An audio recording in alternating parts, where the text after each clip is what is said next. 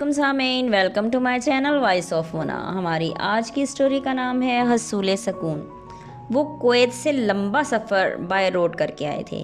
वो दोनों मियाँ बीवी और 3 बच्चे थे, 2 बेटियाँ और 1 बेटा। वो जब पहुँचे तो हालात बहुत ख़राब थे। बच्चे बहुत परेशान थे। वो हमारी आंटी ही लगती थी। मामा से उनका बहुत ज़्यादा प्यार था।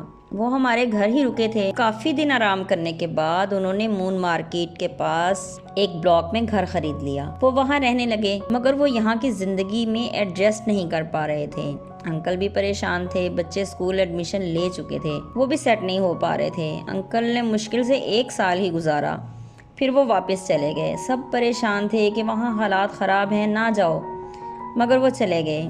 बीवी को समझा के गए कि बच्चों की परवरिश ऐसे नहीं कर सकेंगे, जमा किया हुआ खाते रहेंगे तो वो तो ख़त्म हो जाएगा। आंटी मान गईं। अंकल ने कहा हालात अच्छे होंगे तो मैं आपको सबको वापस बुला लूँगा। बच्चे पढ़ने लगे। बहुत फ़र्क था यहाँ और वहाँ की ज़िंदगी में, लेकिन अंकल चले गए और वहाँ भी काम करने में उन्हें परेशानी थी।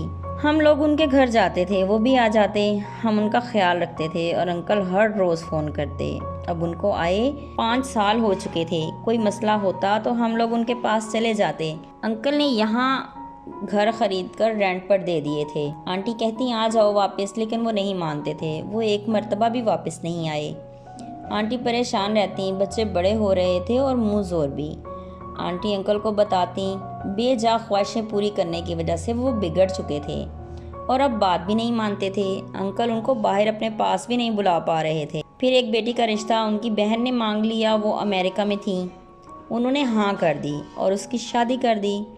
वो अमेरिका चली गई। अब आंटी ने ज़िद की, या तो वापस आओ, नहीं तो हमें बाहर बुलाओ। अंकल ने कहा इतनी प्रॉपर्टी है तुम्हारे लिए बनाई है, वहाँ सुकून से रहो। लेकिन सब कुछ होने के बावजूद उन लोगों को सुकून मैसर ना था। अजीब बात थी, दौलत थी उनके पास, हर ख्वाहिश भी पूरी होती थी, फिर भी वो बेसुकून थी। हकीकत है, सुकून पैसे से नहीं मिलता, इंसानों से मिलता है जिनसे हम दिल से प्यार करते हैं। वो दूर हों तो हर चीज़ बेमानी हो जाती है। आंटी किसी शादी में मिलती तो सोने से लदी फदी होती, मगर उनके चेहरे पर खुशी नजर नहीं आती थी। क्या फायदा इतने पैसे का, क्या करना ऐसे पैसे को। जीते रहिए, खुश रहिए। मिलते हैं अगली कहानी के साथ।